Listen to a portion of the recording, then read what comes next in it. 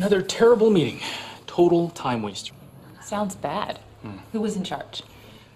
I was. Uh-oh. Yeah, not good. What went wrong, do you think? Pretty much everything. I mean, first off, I got snagged in a conversation, so I was late for my own meeting.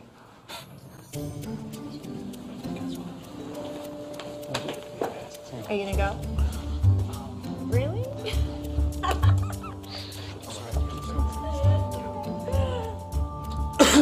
Okay, guys, I guess, by then, everyone had drifted off into doing other stuff. Let's go! There you go. I know, the monkey's my favorite. I like there's sock puppets coming up that I really like. Ready to go? Everybody to, let's go ahead and get this started. I didn't set any goals up front. Nobody knew what we were there to accomplish.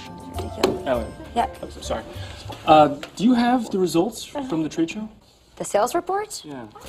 I didn't know we were going to cover that. I thought we were going to talk about travel arrangements. I was trying to figure out how we did at the expo, so we could start planning for next year. But I didn't prepare an agenda. What we should be talking about is the booth design for next year. The booth design? We don't even know if we should have a booth next year. People weren't prepared to contribute. They pretty much took it in their own direction. All I'm saying is we got some really, really good traffic coming by at the end. I made a couple good connections. We should figure out the booth design. How can we attract more traffic? We wasted so much money on your booth last year. I'm sorry. Yes, you saw traffic, you saw people, but really, We haven't seen the long-term effects of what happened People there. We started have a team of arguing. people Even I who lost track of why we were there. and it's a really good last year. I mean, we should think about more important things like the travel arrangements. All I have to say is I don't want to stay at the Harvest Suites again, okay? I mean, they're Listen, I gotta go. Come on, you guys, we still got to go over the sales numbers. Sorry, I have a customer. All